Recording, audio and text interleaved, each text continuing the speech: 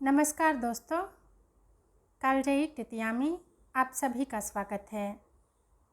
प्रस्तुत है मुंशी प्रेमचंद द्वारा लिखित उपन्यास गोदान का 5वां भाग। दोस्तों, गोदान की कहानी अब तक गांव के एक गरीब किसान होरी के इर्द गिर्द ही घूम रही थी, पर आगे की कहानी में शहरी पात्रों से आपका परिचय होगा, जो कि जमींदार राय साहब के समारोह में शरीक होने आए थे। बुद्धिजीवियों की सभा में साम्यवाद व दर्शन पर हुई चर्चा विशेष रूप से सुनने लायक है। आइए सुनते हैं उपन्यास का 5वां भाग। जेठ की उदास और गर्म संध्या सेमरी की सड़कों और गलियों में पानी के छिड़काव से शीतल और प्रसन्न हो रही थी। मंडप के चारों तरफ फूलों और पौधों के गमले सजा दिए गए थे और बिजली के पंखे चल रहे थे। राय साहब अपने कारखाने में बिजली बनवा लेते थे। उनके सिपाही पीली वर्दियाँ डाटे, नीले साफे बांधे जनता पर रोब जमाते फिरते थे। नौकर उजले कुर्ते पहने और केसरिया पाग बांधे मेहमानों और मुखियों का आदर सत्कार कर रहे थे। उसी वक्त एक मोटर सिंह द्वार के सामने आकर रुकी और उसमें से 3 महानुभाव उतरे। वह जो खद्दर का कुर्ता और चप्पल पहने हुए हैं, उनका नाम पंडित ओंकार नाथ है। आप दैनिक पत्र बिजली के यशस्वी संपादक हैं, जिन्हें देश चिंता ने घुला डाला है। दूसरे महाशय जो कोट पैंट में हैं, वह हैं तो वकील, पर वकालत न चलने के कारण एक बीमा कंपनी की दलाली करते हैं और ताल्लुकेदारों को महाजनों और बैंकों से कर्ज दिलाने में वकालत से कहीं ज़्यादा कमाई करते हैं। इनका नाम है श्याम बिहारी तनखा। और तीसरे सज्जन जो रेशमी अचकन और तंग पजामा पहने हुए हैं, मिस्टर बी मेहता, यूनिवर्सिटी में दर्शन शास्त्र के अध्यापक हैं। ये तीनों सज्जन राय साहब के सहपाठियों में हैं और शगुन के उत्सव पर निमंत्रित हुए हैं। आज सारे इलाके के असामी आएंगे और शगुन के रुपए भेंट करेंगे। रात को धनुष यज्ञ होगा और मेहमानों की दावत होगी। होरी ने 5 रुपए शगुन के दे दिए हैं और एक गुलाबी मिर्चई पहने, गुलाबी पगड़ी बांधे, घुटने तक काछनी काछे, हाथ में एक खुरपी लिए और मुख पर पाउडर लगवाए राजा जनक का माली बन गया है और गुरूर से इतना फूल उठा है मानो यह सारा उत्सव उसी के पुरुषार्थ से हो रहा है। राय साहब ने मेहमानों का स्वागत किया। दोहरे बदन के ऊंचे आदमी थे, गठा हुआ शरीर, तेजस्वी चेहरा, ऊंचा माथा, गोरा रंग, जिस पर शरबती रेशमी चादर खूब खिल रही थी। पंडित ओंकार नाथ ने पूछा, अब की कौन सा नाटक खेलने का विचार है? मेरे रस की तो यहाँ वही एक वस्तु है। राय साहब ने तीनों सज्जनों को अपनी रावटी के सामने कुर्सियों पर बैठाते हुए कहा, पहले तो धनुष यज्ञ होगा, उसके बाद एक प्रहसन। नाटक कोई अच्छा न मिला, कोई तो इतना लंबा कि शायद 5 घंटे में भी खत्म न हो, और कोई इतना क्लिष्ट कि शायद यहाँ एक व्यक्ति भी उसका अर्थ न समझे। आखिर मैंने स्वयं एक प्रहसन लिख डाला, जो 2 घंटे में पूरा हो जाएगा। ओंकार नाथ को राय साहब की रचना शक्ति में बहुत संदेह था। उनका ख्याल था कि प्रतिभा तो गरीबों में ही चमकती है, दीपक की भांति, जो अंधेरे ही में अपना प्रकाश दिखाता है। उपेक्षा के साथ, जिसे छिपाने की भी उन्होंने चेष्टा नहीं की, पंडित ओंकार नाथ ने मुँह फेर लिया।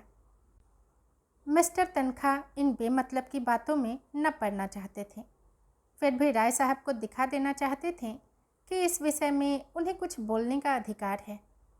बोले, नाटक कोई भी अच्छा हो सकता है अगर उसके अभिनेता अच्छे हों। अच्छे से अच्छा नाटक बुरे अभिनेताओं के हाथ में पड़कर बुरा हो सकता है। जब तक स्टेज पर शिक्षित अभिनेत्रियां नहीं आती, हमारी नाट्य कला का उद्धार नहीं हो सकता। अब की तो आपने कौंसिल में प्रश्नों की धूम मचा दी। मैं तो दावे के साथ कह सकता हूँ कि किसी मेंबर का रिकॉर्ड इतना शानदार नहीं है। दर्शन के अध्यापक मिस्टर मेहता इस प्रशंसा को सहन न कर सकते थे। विरोध तो करना चाहते थे, पर सिद्धांत की आड़ में। उन्होंने हाल ही में एक पुस्तक कई साल के परिश्रम से लिखी थी। उसकी जितनी धूम होनी चाहिए थी उसकी शतांश भी नहीं हुई थी। इससे बहुत दुखी थे। बोले, भाई मैं तो प्रश्नों का कायल नहीं। मैं चाहता हूँ हमारा जीवन हमारे सिद्धांतों के अनुकूल हो। आप कृषकों के शुभेच्छु हैं, उन्हें तरह तरह की रियायत देना चाहते हैं, जमींदारों के अधिकार छीन लेना चाहते हैं, बल्कि उन्हें आप समाज का शाप कहते हैं। फिर भी आप जमींदार हैं, वैसे ही जमींदार जैसे हजारों और जमींदार हैं। अगर आपकी धारणा है कि कृषकों के साथ रियायत होनी चाहिए तो पहले आप खुद शुरू करें। काश्तकारों को बगैर नजराने लिए पट्टे लिख दें, बेकार बंद कर दें, इजाफा लगान को तिलांजलि दे दें, चरावर ज़मीन छोड़ दें। मुझे उन लोगों से जरा भी हमदर्दी नहीं है जो बातें तो करते हैं कम्युनिस्टों की सी, मगर जीवन है रईसों का सा, उतना ही विलास में, उतना ही स्वार्थ से भरा हुआ। राय साहब को आघात पहुंचा। वकील साहब के माथे पर बल पड़ गए और संपादक जी के मुंह में जैसे कालिख लग गई। वह खुद समष्टिवाद के पुजारी थे, पर सीधे घर में आग न लगाना चाहते थे। तनखा ने राय साहब की वकालत की। मैं समझता हूँ राय साहब का अपने असामियों के साथ जितना अच्छा व्यवहार है, अगर सभी जमींदार वैसे ही हो जाए तो यह प्रश्न ही न रहे। मेहता ने हथौड़े की दूसरी चोट जमाई। मानता हूँ आपका अपने असामियों के साथ बहुत अच्छा बर्ताव है, मगर प्रश्न यह है कि उसमें स्वार्थ है या नहीं। इसका एक कारण क्या यह नहीं हो सकता कि मध्यम आंच में भोजन स्वादिष्ट पकता है? गुड़ से मारने वाला जहर से मारने वाले की अपेक्षा कहीं सफल हो सकता है। मैं तो केवल इतना जानता हूँ, हम या तो साम्यवादी हैं या नहीं हैं। हैं तो उसका व्यवहार करें, नहीं हैं तो बकना छोड़ दें। मैं नकली ज़िंदगी का विरोधी हूँ। अगर मांस खाना अच्छा समझते हो तो खुल कर खाओ, बुरा समझते हो तो मत खाओ। यह तो मेरी समझ में आता है, लेकिन अच्छा समझना और छिपकर खाना यह मेरी समझ में नहीं आता। मैं तो इसे कायरता भी कहता हूँ और धूर्तता भी, जो वास्तव में एक है। राय साहब सभा चतुर आदमी थे।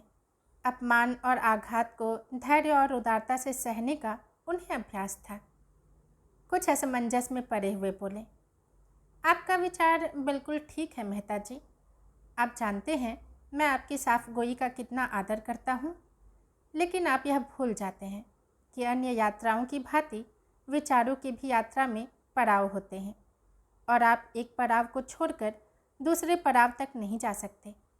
मानव जीवन का इतिहास इसका प्रत्यक्ष प्रमाण है। मैं उस वातावरण में पला हूँ जहाँ राजा ईश्वर है और जमींदार ईश्वर का मंत्री। मेरे स्वर्गवासी पिता असामियों पर इतनी दया करते थे कि पाले या सूखे में कभी आधा और कभी पूरा लगान माफ़ कर देते थे। अपने बखार से अनाज निकालकर असामियों को खिला देते थे। घर के गहने बेचकर कन्याओं के विवाह में मदद देते थे, मगर उसी वक्त तक जब तक प्रजा उनको सरकार और धर्मावतार कहती रहे, उन्हें अपना देवता समझकर उनकी पूजा करती रहे। प्रजा को पालना उनका सनातन धर्म था, लेकिन अधिकार के नाम पर वह कौड़ी का एक दांत भी फोड़ कर न देना चाहते थे। मैं उसी वातावरण में पला हूँ और मुझे गर्व है कि मैं व्यवहार में चाहे जो कुछ करूँ, विचारों में उनसे आगे बढ़ गया हूँ और यह मानने लग गया हूँ कि जब तक किसानों को यह रियायतें अधिकार के रूप में न मिलेंगी, केवल सद्भावना के आधार पर उनकी दशा सुधर नहीं सकती। स्वेच्छा अगर अपना स्वार्थ छोड़ दे तो अपवाद है। मैं खुद सद्भावना करते हुए भी स्वार्थ नहीं छोड़ सकता और चाहता हूँ कि हमारे वर्ग को शासन और नीति के बल से अपना स्वार्थ छोड़ने के लिए मजबूर कर दिया जाए। इसे आप कायरता कहेंगे, मैं इसे विवशता कहता हूँ। मैं इसे स्वीकार करता हूँ कि किसी को भी दूसरों के श्रम पर मोटा होने का अधिकार नहीं है। उपजीवी होना घोर लज्जा की बात है। कर्म करना प्राणी मात्र का धर्म है। समाज की ऐसी व्यवस्था जिसमें कुछ लोग मौज करें और अधिक लोग पिसें और खपें कभी सुखद नहीं हो सकती। पूंजी और शिक्षा, जिसे मैं पूंजी का ही एक रूप समझता हूँ, उनका किला जितना जल्द टूट जाए उतना ही अच्छा है। जिन्हें पेट की रोटी मैसर नहीं, उनके अफसर और नियोजक 10-10, 5-5 हज़ार फटकारें यह हास्यास्पद है और लज्जास्पद भी। इस व्यवस्था ने हम जमींदारों में कितनी विलासिता, कितना दुराचार, कितनी पराधीनता और कितनी निर्लज्जता भर दी है, यह मैं खूब जानता हूँ। लेकिन मैं इन कारणों से इस व्यवस्था का विरोध नहीं करता। मेरा तो यह कहना है कि अपने स्वार्थ की दृष्टि से भी इसका अनुमोदन नहीं किया जा सकता। इस शान को निभाने के लिए हमें अपनी आत्मा की इतनी हत्या करनी पड़ती है कि हम में आत्माभिमान का नाम भी नहीं रहा। हम अपने असामियों को लूटने के लिए मजबूर हैं। अगर अफसरों को कीमती कीमती डालियाँ न दे तो बागी समझे जाएं, शान से न रहें तो कंजूस कहलाएं। प्रगति की जरा सी आहट पाते ही हम कांप उठते हैं और अफसरों के पास फरियाद लेकर दौड़ते हैं कि हमारी रक्षा कीजिए। हमें अपने ऊपर विश्वास नहीं रहा, न पुरुषार्थ ही रह गया। बस हमारी दशा उन बच्चों की सी है जिन्हें चम्मच से दूध पिलाकर पाला जाता है, बाहर से मोटे, अंदर से दुर्बल, सत्वहीन और मोहताज। मेहता ने ताली बजाकर कहा, हियर हियर, आपकी जबान में जितनी बुद्धि है, काश उसकी आधी भी मस्तिष्क में होती। खेद यही है कि सब कुछ समझते हुए भी आप अपने विचारों को व्यवहार में नहीं लाते।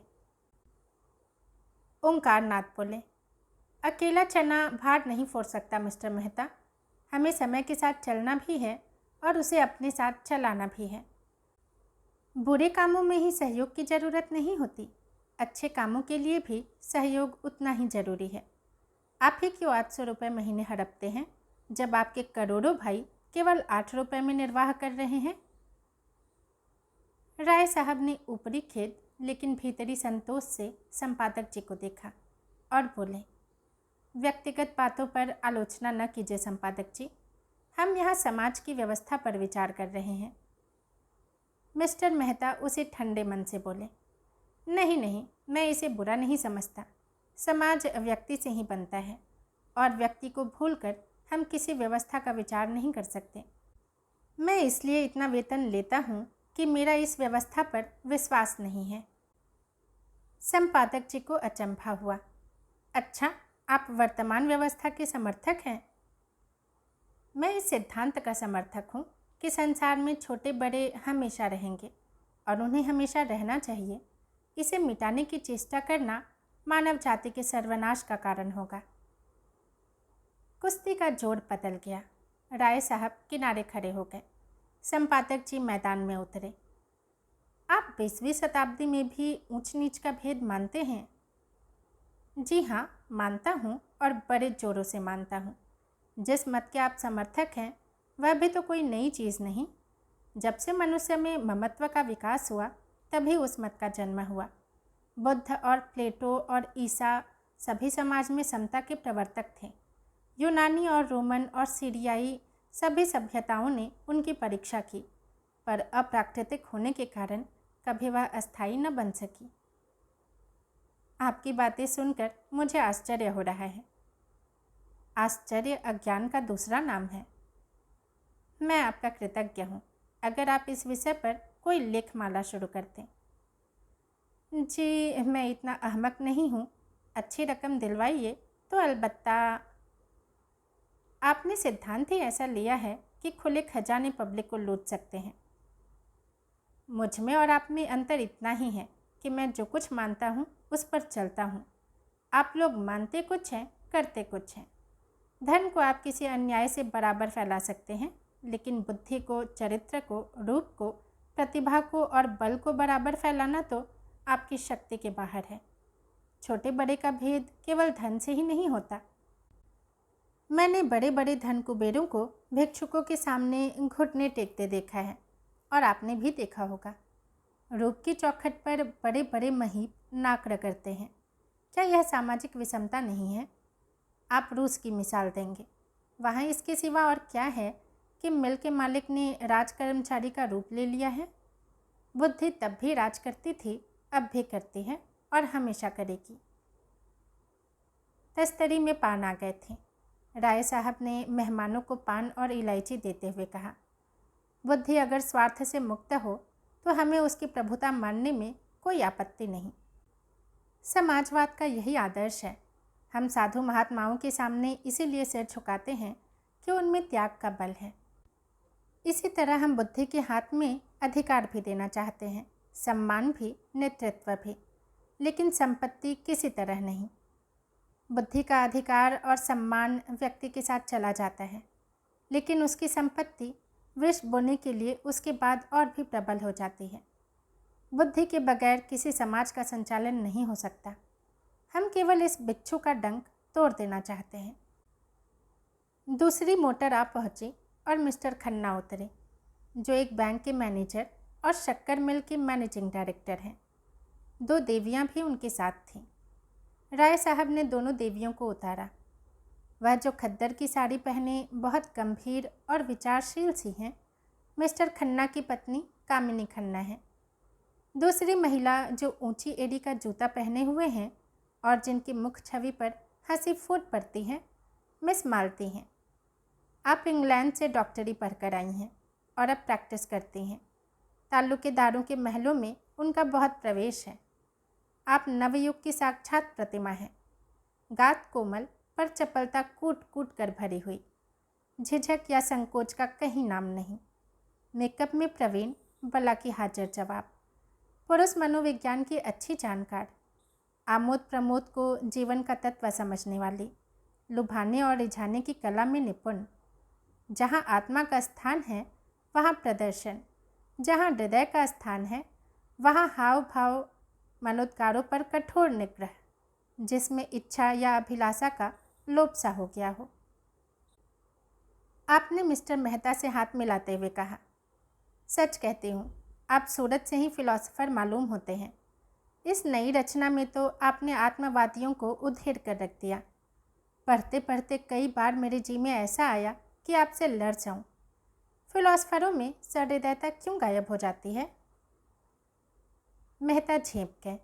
बिन ब्याहे थे और नवयुग के रमणियों से पनाह मांगते थे। पुरुषों की मंडली में खूब चहकते थे, मगर ज्यों ही कोई महिला आई और आपकी जबान बंद हुई, जैसे बुद्धि पर ताला लग जाता था। स्त्रियों से शिष्ट व्यवहार तक करने की सुधि न रहती थी। मिस्टर खन्ना ने पूछा, फिलॉसफरों की सूरत में क्या खास बात होती है देवी जी?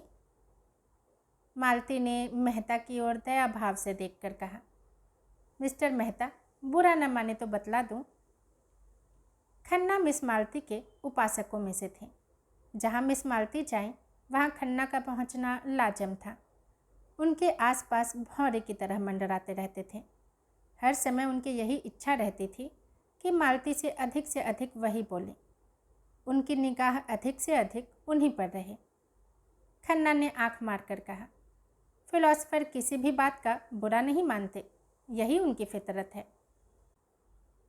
तो सुनिए, फिलॉसफर हमेशा मुर्दा दिल होते हैं। जब देखिए अपने विचारों में मगन बैठे हैं। आपकी तरफ ताकेंगे मगर आपको देखेंगे नहीं। आप उनसे बातें किए जाए, कुछ सुनेंगे नहीं, जैसे शून्य में उड़ रहे हों। सब लोगों ने कह कहा मारा। मिस्टर मेहता जैसे ज़मीन में गड़ गए। ऑक्सफोर्ड में मेरे फ़िलॉसफी के प्रोफेसर मिस्टर हस्बैंड थे। खन्ना ने टोका, नाम तो निराला है। जी हाँ, और थे क्वारे। मिस्टर मेहता भी तो क्वारे हैं। यह रोग सभी फिलॉसफरों को होता है। अब मेहता को अवसर मिला। बोले, आप भी तो इसी मरज में गिरफ्तार हैं। मैंने प्रतिज्ञा की है कि किसी फिलॉसफर से शादी करूंगी, और यह वर्ग शादी के नाम से घबराता है। हस्बैंड साहब तो स्त्री को देखकर घर में छिप जाते थे। उनके शिष्यों में कई लड़कियां थीं। अगर उनमें से कोई भी कभी कुछ पूछने के लिए उनके ऑफिस में चली जाती थी तो आप ऐसे घबरा जाते जैसे कोई शेर आ गया हो। हम लोग उन्हें खूब छेड़ा करते थे, मगर थे बेचारे बड़े सरल हृदय। कई हजार की आमदनी थी, पर मैंने उन्हें हमेशा एक ही सूट पहने देखा। उनकी एक विधवा बहन थी, वही उनके घर का सारा प्रबंध करती थी। मिस्टर हस्बैंड को तो खाने की भी फिक्र न रहती थी। मिलने वालों के डर से अपने कमरे का द्वार बंद करके लिखा पढ़ी करते थे। भोजन का समय आ जाता तो उनकी बहन आहिस्ता से भीतर के द्वार से उनके पास जाकर किताब बंद कर देती थी। तब उन्हें मालूम होता कि रात को खाने का समय हो गया। रात को भी भोजन का समय बंधा हुआ था। उनकी बहन कमरे की बत्ती बुझा दिया करती थी। एक दिन बहन ने किताब बंद करनी चाहिए तो आपने पुस्तक को दोनों हाथों से दबा लिया और बहन भाई में जोर आजमाइश होने लगी। आखिर बहन उनकी पहिएदार कुर्सी को खींचकर भोजन के कमरे में लाई।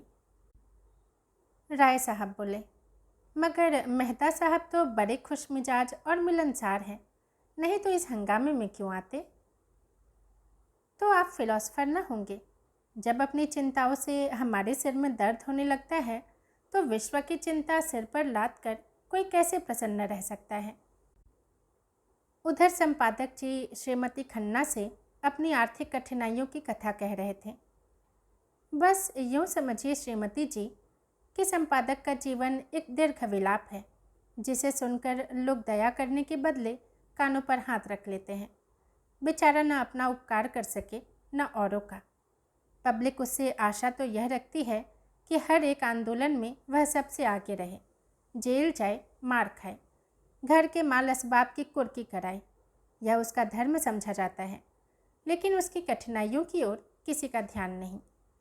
हो तो वह सब कुछ, उसे हर एक विद्या, हर एक कला में पारंगत होना चाहिए, लेकिन उसे जीवित रहने का अधिकार नहीं। आप तो आजकल कुछ लिखती ही नहीं। आपकी सेवा करने का जो थोड़ा सा सौभाग्य मुझे मिल सकता है, उससे मुझे क्यों वंचित रखती हैं? मिसेस खन्ना को कविता लिखने का शौक था। इस नाते से संपादक जी कभी कभी उनसे मिल आया करते थे, लेकिन घर के काम धंधों में व्यस्त रहने के कारण इधर बहुत दिनों से कुछ लिख नहीं सकी थी। सच बात तो यह है कि संपादक जी ने ही उन्हें प्रोत्साहित करके कवि बनाया था। सच्ची प्रतिभा उनमें बहुत कम थी। क्या लिखूं, कुछ सोचता ही नहीं। आपने कभी मिस मालती से कुछ लिखने को नहीं कहा? संपादक जी उपेक्षा भाव से बोले, उनका समय मूल्यवान है कामिनी देवी। लिखते तो वह लोग हैं जिनके अंदर कुछ दर्द है, अनुराग है, लगन है, विचार है। जिन्होंने धन और भोग विलास को जीवन का लक्ष्य बना लिया, वह क्या लिखेंगे? कामिनी ने ईर्ष्या मिश्रित विनोद से कहा, अगर आप उनसे कुछ लिखा सकें तो आपका प्रचार दोगुना हो जाएगा। लखनऊ में तो कोई ऐसा रसिक नहीं है जो आपका ग्राहक न बन जाए। अगर धन मेरे जीवन का आदर्श होता तो आज मैं इस दशा में न होता। मुझे भी धन कमाने की कला आती है। आज चाहूँ तो लाखों कमा सकता हूँ, लेकिन यहाँ तो धन को कभी कुछ समझा ही नहीं। साहित्य की सेवा अपने जीवन का ध्येय है और रहेगा। कम से कम मेरा नाम तो ग्राहकों में लिखवा दीजिए। आपका नाम ग्राहकों में नहीं, संरक्षकों में लिखूंगा। संरक्षकों में रानियों महारानियों को रखिए, जिनकी थोड़ी सी खुशामद करके आप अपने पत्र को लाभ की चीज़ बना सकते हैं। मेरी रानी महारानी आप हैं। मैं तो आपके सामने किसी रानी महारानी की हकीकत नहीं समझता। जिसमें दया और विवेक है वही मेरी रानी है। खुशामद से मुझे घृणा है। कामिनी ने चुटकी ली, लेकिन मेरी खुशामद तो आप कर रहे हैं संपादक जी। संपादक जी ने गंभीर होकर श्रद्धापूर्ण स्वर में कहा, यह खुशामद नहीं है देवी जी, हृदय के सच्चे उद्गार हैं। राय साहब ने पुकारा, संपादक जी जरा इधर आइएगा, मिस मालती आपसे कुछ कहना चाहती हैं। संपादक जी की वह सारी अकड़ गायब हो गई। नम्रता और विनय की मूर्ति बने हुए आकर खड़े हो गए। मालती ने उन्हें सदैव नेत्रों से देखकर कहा, मैं अभी कह रही थी कि दुनिया में मुझे सबसे ज़्यादा डर संपादकों से लगता है। आप लोग जिसे चाहें एक क्षण में बिगाड़ दें। मुझसे चीफ सेक्रेटरी साहब ने एक बार कहा था, अगर मैं इस ब्लडी ओंकार नाथ को जेल में बंद कर सकूं तो अपने को भाग्यवान समझूं। ओंकार नाथ की बड़ी बड़ी मूछें खड़ी हो गई। आंखों में गर्व की ज्योति चमक उठी। जो वह बहुत ही शांत प्रकृति के आदमी थे, लेकिन ललकार सुनकर उनका पुरुषत्व उत्तेजित हो जाता था। दृढ़ता भरे स्वर में बोले, इस कृपा के लिए आपका कृतज्ञ हूँ। उस सभा में अपना जिक्र तो आता है चाहे किसी तरह आए। आप सेक्रेटरी महोदय से कह दीजिएगा कि ओंकारनाथ उन आदमियों में नहीं है जो इन धमकियों से डर जाए। उसकी कलम उसी वक्त विश्राम लेगी जब उसकी जीवन यात्रा समाप्त हो जाएगी। उसने अनीति और स्वेच्छाचार को जड़ से खोद कर फेंक देने का जिम्मा लिया है। मिस मालती ने और उकसाया, मगर मेरी समझ में आपकी यह नीति नहीं आती कि जब मामूली शिष्टाचार से अधिकारियों का सहयोग प्राप्त कर सकते हैं आप, तो क्यों उनसे कन्नी काटते हैं। अगर आप अपनी आलोचनाओं में आग और विष जरा कम करते तो मैं वादा करती हूँ कि आपको गवर्नमेंट से काफ़ी मदद दिला सकती हूँ। जनता को तो आपने देख लिया, उससे अपील की, उसकी खुशामद की, अपनी कठिनाइयों की कथा कही, मगर कोई नतीजा न निकला। अब जरा अधिकारियों को भी आजमा कर देखिए। तीसरे महीने आप मोटर पर न निकलने लगे और सरकारी दावतों में निमंत्रित न होने लगे तो मुझे जितना चाहे कोसिएगा। तब यही रईस और नेशनलिस्ट जो आपकी परवाह नहीं करते आपके द्वार के चक्कर लगाएंगे। ओंकारनाथ अभिमान के साथ बोले, यही तो मैं नहीं कर सकता देवी जी। मैंने अपने सिद्धांतों को सदैव ऊंचा और पवित्र रखा है और जीते जी उनकी रक्षा करूंगा। दौलत के पुजारी तो गली गली मिलेंगे, मैं सिद्धांत के पुजारियों में हूँ। मैं इसे दंभ कहती हूँ। आपकी इच्छा। धन की आपको परवाह नहीं है, सिद्धांतों का खून करके नहीं। तो आपके पत्र में विदेशी वस्तुओं के विज्ञापन क्यों होते हैं? मैंने किसी भी दूसरे पत्र में इतने विदेशी विज्ञापन नहीं देखे। आप बनते तो हैं आदर्शवादी और सिद्धांतवादी, पर अपने फ़ायदे के लिए देश का धन विदेश भेजते हुए आपको जरा भी खेद नहीं होता। आप किसी तर्क से इस नीति का समर्थन नहीं कर सकते। ओंकारनाथ के पास सचमुच कोई जवाब न था। उन्हें बगले झांकते देखकर राय साहब ने उनकी हिमायत की। तो आखिर आप कहना क्या चाहती हैं? इधर से भी मारे जाएं, उधर से भी मारे जाएं, तो पत्र कैसे चले? मिस मालती ने दया करना न सीखा था। बोली, पत्र नहीं चलता तो बंद कीजिए। पत्र चलाने के लिए आपको विदेशी वस्तुओं के प्रचार का कोई अधिकार नहीं। अगर आप मजबूर हैं तो सिद्धांत का ढोंग छोड़ दीजिए। मैं तो सिद्धांतवादी पत्रों को देखकर जल उठती हूँ। जी चाहता है दिया सलाई दिखा दूँ। जो व्यक्ति कर्म और वचन में सामंजस्य नहीं रख सकता, वह और चाहे जो कुछ हो सिद्धांतवादी नहीं है। मेहता खिल उठा। थोड़ी देर पहले उन्होंने खुद इस विचार का प्रतिपादन किया था। उन्हें मालूम हुआ कि इस रमणी में विचार की शक्ति भी है, केवल तितली नहीं। उनका संकोच जाता रहा। यही बात अभी मैं कह रहा था। विचार और व्यवहार में सामंजस्य का न होना ही धूर्तता है, मक्कारी है। मिस मालती प्रसन्नता से बोली, तो इस विषय में आप और मैं एक हैं और मैं भी फिलॉसफर होने का दावा कर सकती हूँ। खन्ना की जेब में खुजली हो रही थी। बोले, आपका एक एक अंग फिलॉसफी में डूबा हुआ है। मालती ने उनकी लगाम खींची। अच्छा, आपका भी फिलॉसफी में दखल है। मैं तो समझती थी आप बहुत पहले अपने फिलॉसफी को गंगा में डुबो बैठे। नहीं तो आप इतने बैंकों और कंपनियों के डायरेक्टर न होते। राय साहब ने खन्ना को संभाला। तो आप क्या समझती हैं कि फ़िलासफ़रों को हमेशा फाके मस्त रहना चाहिए? जी हाँ, फ़िलासफ़र अगर मुँह पर विजय न पा सके तो फ़िलासफ़र कैसा? इस लिहाज से तो शायद मिस्टर मेहता भी फ़िलासफ़र न ठहरे। मेहता ने जैसे आस्तीन चढ़ा कर कहा, मैंने तो कभी यह दावा ही नहीं किया राय साहब। मैं तो इतना ही जानता हूँ कि जिन औजारों से लोहार काम करता है उन्हीं औजारों से सोनार नहीं करता। क्या आप चाहते हैं आप भी उसी दशा में फले फूले जिसमें बबूल या तार? मेरे लिए धन केवल उन सुविधाओं का नाम है जिनसे मैं अपना जीवन सार्थक कर सकूं। धन मेरे लिए फलने फूलने वाली चीज़ नहीं, केवल साधन है। मुझे धन की बिल्कुल इच्छा नहीं। आप वह साधन जुटा दें जिसमें मैं अपने जीवन का उपयोग कर सकूं। ओंकारनाथ समष्टिवादी थे। व्यक्ति की इस प्रधानता को कैसे स्वीकार करते? इसी तरह हर एक मजदूर कह सकता है कि उसे काम करने की सुविधाओं के लिए 1000 महीने की ज़रूरत है। अगर आप समझते हैं कि उस मजदूर के बगैर आपका काम नहीं चल सकता तो आपको वह सुविधाएं देनी पड़ेंगी। अगर वही काम दूसरा मजदूर थोड़ी सी मजदूरी में कर दे तो कोई वजह नहीं कि आप पहले मजदूर की खुशामद करें। अगर मजदूरों के हाथ में अधिकार होता तो मजदूरों के लिए स्त्री और शराब भी उतनी ही ज़रूरी सुविधा हो जाती जितने फिलॉसफरों के लिए। तो आप विश्वास मानिए, मैं उनसे ईर्ष्या न करता। जब आपका जीवन सार्थक करने के लिए स्त्री इतनी आवश्यक है तो आप शादी क्यों नहीं कर लेते? मेहता ने निसंकोच भाव से कहा। इसीलिए कि मैं समझता हूँ मुक्त भोग आत्मा के विकास में बाधक नहीं होता। विवाह तो आत्मा को और जीवन को पिंजरे में बंद कर देता है। खन्ना ने इसका समर्थन किया। बंधन और निग्रह पुरानी थ्योरियाँ हैं, नई थ्योरी है मुक्त भोग। मालती ने चोटी पकड़ी। तो अब मिसेस खन्ना को तलाक देने के लिए तैयार रहना चाहिए। तलाक का बिल तो हो, शायद उसका पहला उपयोग आप ही करेंगे। कामिनी ने मालती की ओर विष भरी आंखों से देखा और मुंह सिकोड़ लिया, मानो कह रही हो, खन्ना तुम्हें मुबारक हो, मुझे परवाह नहीं।